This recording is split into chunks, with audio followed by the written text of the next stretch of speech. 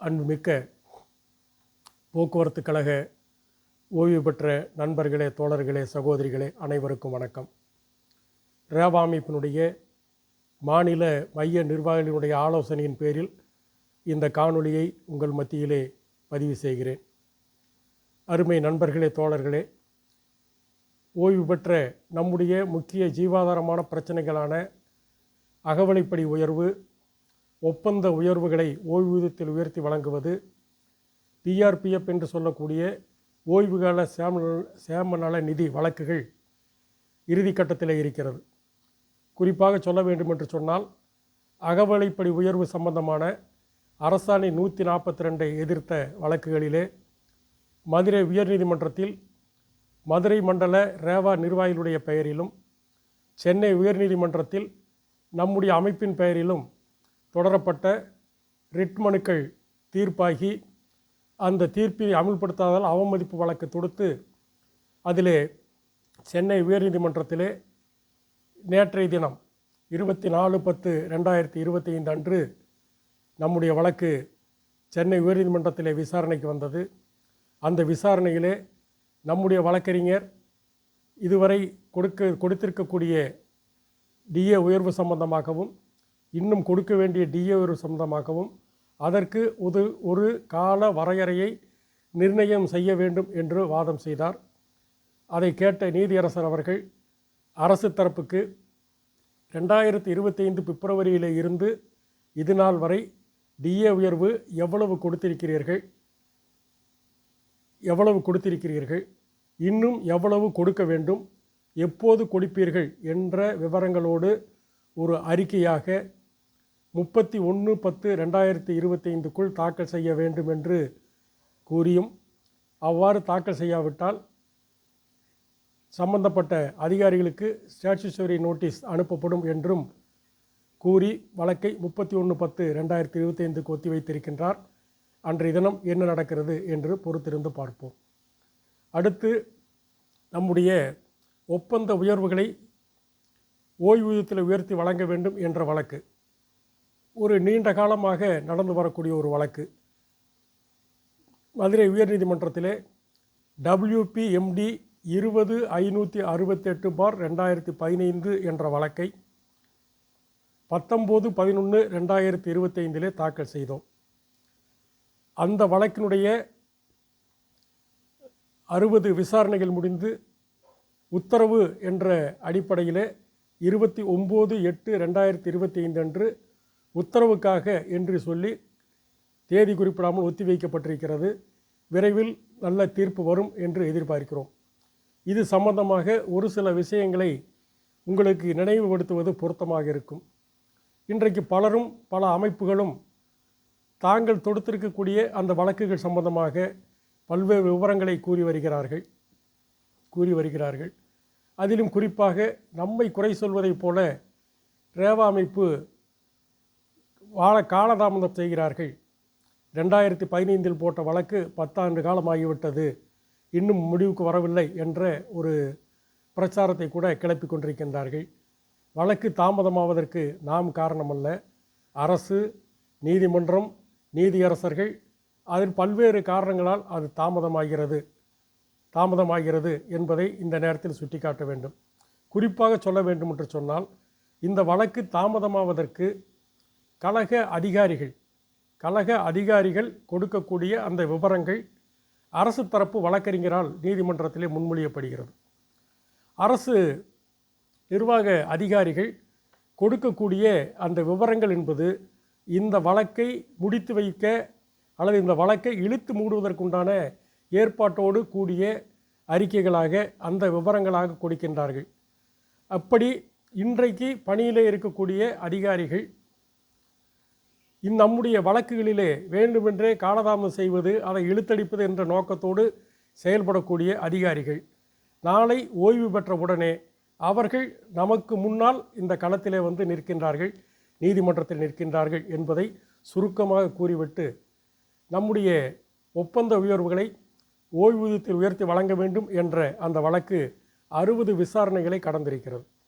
இந்த 60 விசாரணையினுடைய இடையிலே 2017 ஆண்டு மார்ச் மாதம் நமக்கு வழங்கக்கூடிய மாதாந்திர ஓய்வூதியம் என்பது தவணை முறையில் வழங்கி மாத இறுதியில் வழங்குவது என்ற நடைமுறை வந்தபோது நம்முடைய அமைப்பு மாநிலம் முழுவதும் இருக்கக்கூடிய கோட்ட தலைமையகங்களில் தொடர் காத்திருப்பு போராட்டத்தை, அதாவது பென்ஷன் நமது வங்கி கணக்கில் ஏறும் வரை காத்திருப்பது என்ற அடிப்படையில் நாம் அந்த போராட்டத்தை நடத்தினோம்.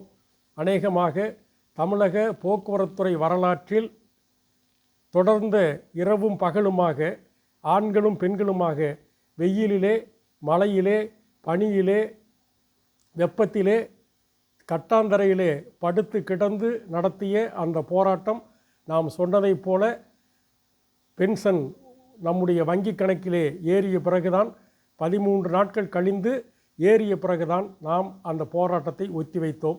அது மிகப்பெரிய வெற்றி. பலருக்கு அது மறந்திருக்கும். ஏனென்று சொன்னால் 2017க்கு பிறகு ஓய்வு பெற்றவர்களுக்கு இந்த வரலாறு தெரிந்திருப்பதற்கு வாய்ப்பில்லை. ஆகவே யார் என்ன சொன்னாலும் நம்பிக்கொள்வது என்ற அடிப்படையிலே இன்றைக்கு தவறான கருத்துக்களை, பிரச்சாரங்களை கிளப்பிவிட்டு கொண்டிருக்கின்றார்கள். நம்முடைய காத்திருப்பு போராட்டம் நடைபெறக்கூடிய அந்த சூழலில் மதுரை உயர்நீதிமன்றத்தில் நம்முடைய ஒப்பந்த உயர்வுக்கான வழக்கு விசாரணைக்கு வருகிறது. அதிலே 20/3/2017 அன்று நம்முடைய தரப்பு வழக்கறிஞர் நீதியரசரிடம் சொல்லுகிறார், மாண்புமிகு நீதியரசர் அவர்களே, ஒப்பந்த உயர்வுகளை ஓய்வூதியத்தில் உயர்த்தி வழங்க வேண்டும் என்று இந்த வழக்கு நடந்து கொண்டிருக்கிறது. ஓய்வூதியமே வழங்கப்படாமல் ஓய்வு பெற்ற தொழிலாளிகள் இன்றைக்கு காத்திருப்பு போராட்டத்தில் ஈடுபட்டிருக்கின்றார்கள் என்று எடுத்து கூறவும் நீதியரசர் அவர்கள் உடனடியாக நீங்கள் ஒரு இடையீட்டு மனுவை தாக்கல் செய்யுங்கள் என்று சொல்லுகிறார். அந்த அடிப்படையிலே 20/3/2017 அன்று WMPMD 3795/2017 என்ற வழக்கை 20/3 தாக்கல் செய்கிறோம். 21/3/2017 அந்த வழக்கு விசாரணைக்கு வருகிறது. அரசு தரப்பில் இருந்து இனிமேல் ஒவ்வொரு மாதமும் பிரதி மாதம் 10ஆம் தேதி நாங்கள் பென்ஷன் கொடுப்பதை உத்தரவாதப்படுத்துகிறோம் என்ற அபிடவிட்டை தாக்கல் செய்கிறார்கள். அந்த அபிடவிட்டை ஏற்று அந்த வழக்கு முடிக்கப்படுகிறது. நம்முடைய வங்கி கணக்கிலே மறுநாள் பென்ஷன் ஏற்றப்படுகிறது. நாம் அந்த போராட்டத்தை முடித்தோம். இந்த வழக்கு என்பது நம்முடைய ஒப்பந்த உயர்வுக்கான அந்த வழக்கோடு இணைந்து வரக்கூடிய ஒரு வழக்கு என்பதால் அதை குறிப்பிட்டு சொல்ல வேண்டியிருக்கிறது. 60 விசாரணைகளை கடந்தது. இடையிலே நமக்கு முன்பாக ரேவாவை விட நாங்கள் தான் வேகமாக இருக்கிறோம், நாங்கள் தான் முன்னால் வழக்கு தொடுக்கிறோம் என்று சொல்லி திருச்சியைச் சேர்ந்த ஒரு அமைப்பு மதுரை உயர்நீதிமன்றத்திலே இதே போன்ற ஒரு வழக்கை தாக்கல் செய்கிறார்கள். WPMD 14173/2015 என்ற வழக்கை 7/8/2015 தாக்கல் செய்கிறார்கள். அந்த வழக்கு 5 விசாரணைகள் முடிந்து 15/12/2020 அன்று அந்த வழக்கு தள்ளுபடி செய்யப்படுகிறது, டிஸ்மிஸ் செய்யப்படுகிறது. என்ன சொல்லி டிஸ்மிஸ் செய்கிறார்கள் சொன்னால், இந்த ஒப்பந்த விவரங்களுக்காக நீங்கள் கேட்கக்கூடிய இந்த உரிமை என்பது இந்த நீதிமன்ற வரம்புக்குள் வராது. தொழில்துறை ஒப்பந்தம் என்பது தொழில் தகராறு சட்டத்துக்கு உட்பட்டது. தொழில் தகராறு சட்டப்படி வரக்கூடிய பிரச்சனைகளை நீங்கள் தொழிலாளர் நீதிமன்றத்தில் தான் பார்த்து கொள்ள வேண்டும் என்ற அடிப்படையில் அந்த வழக்கு தள்ளுபடி செய்யப்படுகிறது. சம்பந்தப்பட்ட அந்த அமைப்பு அந்த வழக்கை எடுத்து அப்பீல் செய்யவோ அந்த வழக்கை தொடர்ந்து நடத்தவோ எந்த முயற்சியும் செய்யாத நிலையில் அந்த வழக்கினுடைய தீர்ப்பை காரணம் காட்டி நம்முடைய வழக்கிலே 20/568 வழக்கிலே 2022ஆம் ஆண்டு அரசு தரப்பிலே ஒரு பிரமாண பத்திரம் தாக்கல் செய்கிறார்கள். இதே போன்ற வழக்கு இதே நீதிமன்றத்தில் நீதியரசர் SM சுப்பிரமணியம் அவர்களால் தள்ளுபடி செய்யப்பட்டிருக்கிறது. அந்த அடிப்படையில் இந்த வழக்கையும் தள்ளுபடி செய்ய வேண்டும் என்று அரசு தரப்பிலே கேட்டார்கள். அன்றைக்கு அதிகாரிகளாக இருந்த பலர் இன்றைக்கு ஓய்வு பெற்ற பிறகு இந்த ஒப்பந்த விவரங்களை தொழிலாளிகளுக்கும் உயர்த்தி வழங்க வேண்டும் என்று இன்றைக்கு பல்வேறு வழக்குகளை தொடுத்திருக்கிறார்கள். அதற்கு பின்னால் பார்ப்போம். அப்படி சொல்லி அந்த வாதத்தை நம்முடைய அமைப்பு ஏற்கவில்லை. நம்முடைய வழக்கறிஞர் மிக திறமையாக வாதிட்டு தொழில் தகராறு சட்டம் என்பது பணியில் இருக்கக்கூடிய தொழிலாளர்களுக்குத்தான் பொருந்தும். நாங்கள் இப்போது தொழிலாளர்கள் அல்ல, ஓய்வு பெற்ற ஓய்வூதியர்கள். எங்களது பிரச்சனைகளுக்காக நாங்கள் தொழிலாளர் நீதிமன்றத்திற்கு செல்ல முடியாது. எங்களுடைய நியாயங்களை பெறுவதற்கு எங்களுக்கு உரிமை இருக்கிறது. அந்த அடிப்படையில் உயர்நீதிமன்றம்தான் இதை விசாரிக்க வேண்டும் என்று வாதிட்டதன் அடிப்படையில் உடனடியாக அந்த 14,173 என்று தள்ளுபடி செய்யப்பட்ட வழக்கை அப்பீல் செய்யுங்கள் என்று நீதியரசர்கள் சொன்னார்கள். சம்பந்தப்பட்ட அமைப்பிடம் நாம் பேசினோம், நீங்கள் அப்பீல் செய்யுங்கள் என்று சொன்னோம். அவர்கள் என்ன காரணமோ தெரியவில்லை, அதற்குண்டான எந்த நடவடிக்கையும் எடுக்காததன் காரணமாக 2023 நாம் அப்பீல் செய்கிறோம். WAMD ரிட் அப்பீல் MD 888/2023 என்ற வழக்கை 16/6/2023 தாக்கல் செய்கிறோம். பல்வேறு விசாரணைகள் முடிந்து 29/8/2025 அன்று நீதியரசர்கள் GR சாமிநாதன் அவர்களும் K ராஜசேகர் அவர்களும் உத்தரவுக்காக என்று சொல்லி தேதி குறிப்பிடாமல் ஒத்திவைத்திருக்கின்றார்கள். நிச்சயமாக அந்த வழக்கை மீண்டும் விரைவிலே தீர்ப்புகளை பெறுவதற்குண்டான நடவடிக்கை எடுப்போம். அந்த வழக்கிலே நிச்சயமாக நாம் வெற்றி பெறுவோம் என்பதை இந்த நேரத்திலே உங்களுக்கு சொல்லிக்கொள்ள விரும்புகிறோம். அருமை நண்பர்களே, தோழர்களே, நம் மீது பரப்பக்கூடிய அந்த பிரச்சாரங்களுக்கு பல்வேறு விதமான பிரச்சாரங்களை கலப்புகிறார்கள். மாற்றுத்தரப்பில் இருந்து என்ன சொல்கிறார்கள்? எங்களுடைய வழக்கு வாரம் அல்லது மாதத்திலே வரக்கூடிய திங்கட்கிழமையிலே வருகிறது. திங்கட்கிழமையிலே வருகின்ற போது நீதியரசர்கள் ஃப்ரெஷ்ஷாக, அதாவது ரொம்ப புத்துணர்வோடு இருப்பார்கள். ஆகவே எங்களுக்கு சாதகமாக விரைவாக அந்த வழக்கை நடத்த முடிகிறது. ரேவா வழக்கை பொறுத்தவரை வெள்ளிக்கிழமை தான் விசாரணைக்கு வருகிறது. வாரம் முழுவதும் அந்த கலைப்பிலே நீதியரசர்கள் சோர்ந்து போய்விடுகிறார்கள். ஆகவே தான் இழுக்கப்படுகிறது என்ற கதைக்கு உதவாக நடைமுறைக்கு ஒப்பாத ஒரு கருத்துக்களை கூற தங்களது கூட்டங்களிலே தங்களது உறுப்பினர்கள் மத்தியிலே பரப்பி கொண்டிருக்கின்றார்கள். தேதி குறிப்பிடுவது என்பது நீதிமன்றம் தானே தவிர நாம் அல்ல, நம்முடைய தரப்பும் அல்ல. நீதியரசர்கள் நீதிமன்றம்தான் வழக்கை ஒத்திவைப்பது, தேதி நிர்ணயிப்பது என்ற அந்த அடிப்படையை கூட மறந்து தவறான பிரச்சாரங்களை இன்றைக்கு நமக்கு எதிராக கட்டவிழ்த்து விட்டிருக்கின்றார்கள். ஆகவே நாம் மிகவும் தெளிவாக இருக்க வேண்டும். இந்த ஒப்பந்த காலங்கள், ஒப்பந்த உயர்வை பெறுவதற்குண்டான நடவடிக்கையை நாம் தொடர்ந்து மேற்கொள்வோம். அதிலே வரக்கூடிய தீர்ப்பை ஒருத்து நம்முடைய அடுத்த கட்ட நடவடிக்கை எடுப்போம் என்பதை தெரிவித்துக்கொள்கிறேன். அடுத்து இன்னொரு முக்கியமான வழக்கு ஓய்வுகால சேம நல நிதி வழக்கு. இந்த வழக்கு 92 இருந்து உருவாக்கப்பட்ட அந்த ஓய்வுகால சேம நல நிதி என்று சொல்லக்கூடிய பென்ஷன் திட்டம்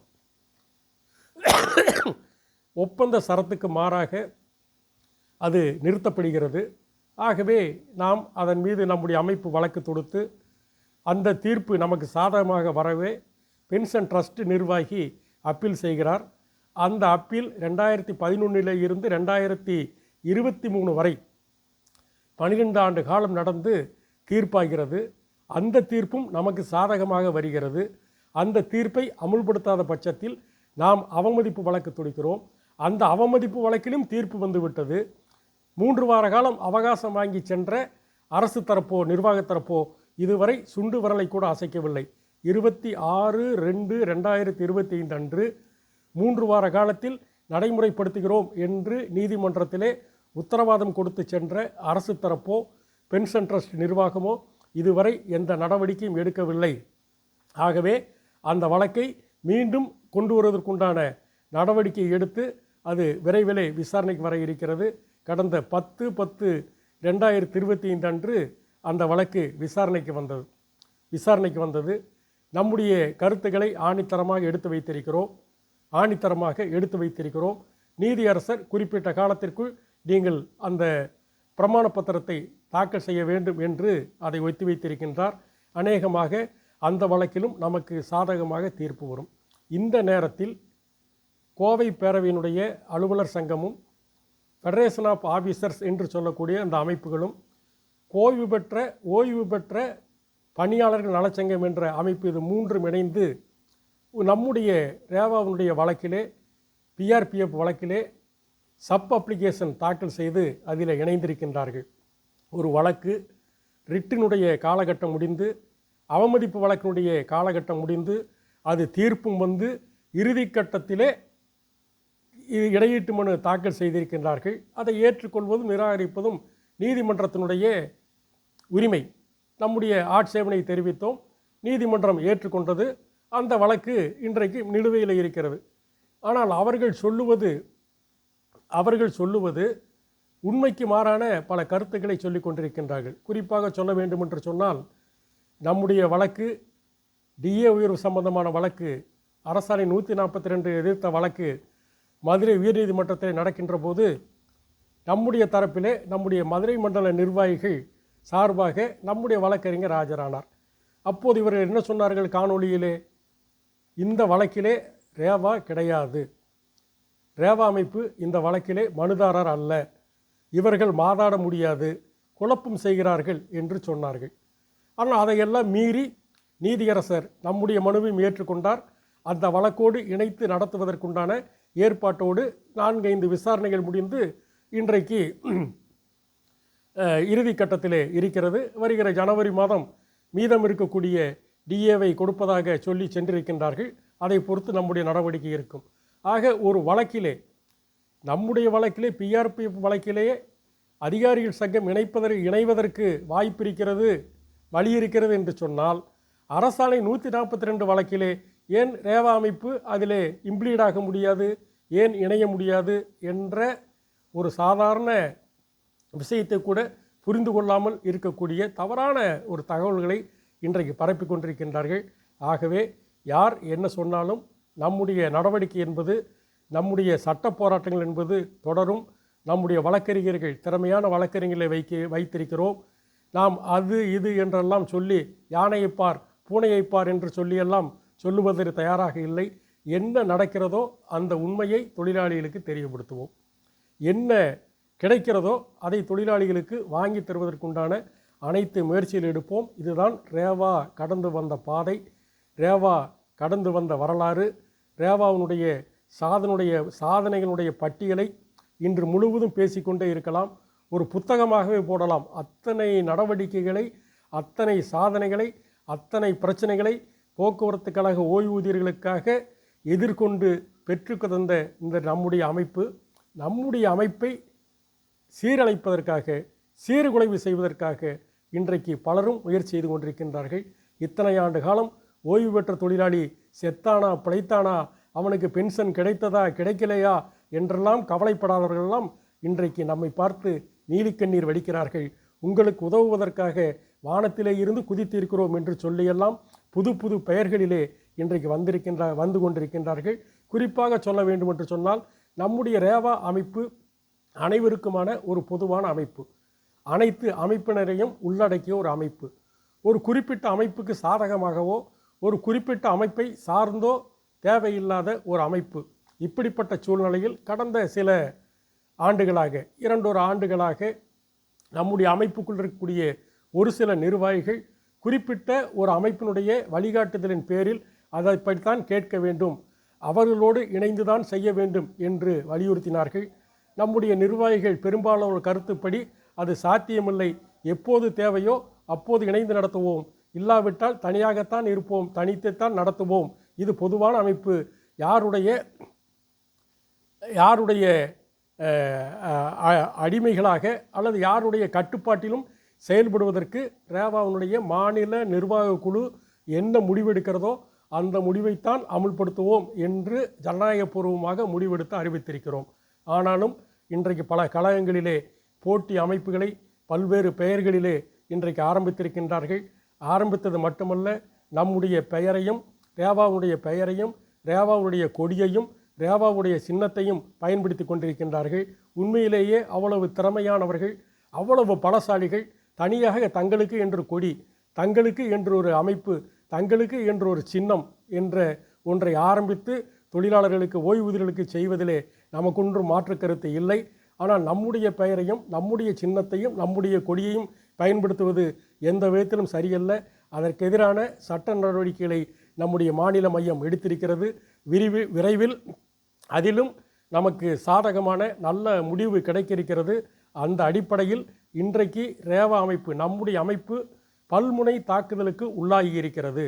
ஒரு புறம் அரசாங்கம், இன்னொரு புறம் நிர்வாகம், இன்னொரு புறம் நம்முடைய போட்டி அமைப்புகள், இதர ஓய்வு பெற்ற அமைப்புகள் அனைத்தும் ஒன்று சேர்ந்து ரேவாவை குறிவைத்து நம் மீது பல்வேறு அவதூறுகளை, பல்வேறு பொய் பிரச்சாரங்களை செய்து கொண்டிருக்கின்றார்கள். ஆனால் அத்தனையும் ரேவா உறுப்பினர்களுடைய ஆதரவோடு, ஓய்வு பெற்ற தொழிலாளர்களுடைய ஒத்துழைப்போடு அத்தனையும் எதிர்கொள்வோம், அத்தனையும் முறியடிப்போம். நிச்சயமாக நம்முடைய அமைப்பு போக்குவரத்து கழகத்திலே ஓய்வு பெற்ற தொழிலாளிகள் இருக்கக்கூடிய அத்துணை பிரச்சனைகளையும் தீர்வு காண்கின்ற வரை அதற்குண்டான தேவைப்பட்ட களப்போராட்டங்களை தெருவிலே இறங்கி போராட வேண்டுமா, ரோட்டில் இறங்கி போராட வேண்டுமா, நீதிமன்றத்திலே போராட வேண்டுமா, அத்தனை வித போராட்டங்கள் நடத்துவதற்கு தயாராக இருக்கிறது.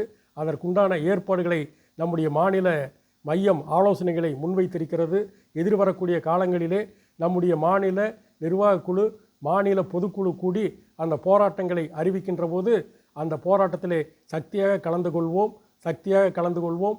ரேவாவை நம்பி ரேவாவில் உறுப்பினராக இருக்கக்கூடிய அவர் எந்த அமைப்பை சார்ந்தவர்களாக இருந்தாலும் கூட அவர் ஒரு ஓய்வு பெற்ற தொழிலாளி என்ற அடிப்படையிலே தான் ரேவா அமைப்பு தொடர்ந்து செயல்படும். ஆகவே உங்களது மேலான ஆதரவும் மேலான ஒத்துழைப்பும் தேவை. குழப்பவாதிகளை கண்டு நீங்கள் ஏமாற வேண்டாம். பல்வேறு பொய்ப்பிரச்சாரங்களுக்கு நீங்கள் இரையாக வேண்டாம். எப்பொருள் யார் யார் வாய் கேட்பினும் அப்பொருள் மெய்ப்பொருள் காண்பது அறிவு என்ற ஐயன் வள்ளுவனுடைய அந்த வார்த்தைக்கேற்ப யார் என்ன சொன்னாலும் நடைமுறையிலே கடந்த காலங்களிலே நீங்கள் பட்ட அந்த அனுபவங்களோடு பொருத்தி பார்த்து எது உண்மை எது பொய் என்பதை புரிந்து கொண்டு ரேவாவை பலப்படுத்துவீர். ரேவாவுக்கு ஆதரவுதாரர் என்று கூறி முடிக்கின்றேன். நன்றி, வணக்கம். மீண்டும் ஒரு அடுத்த காணொளியிலே சந்திப்போம்.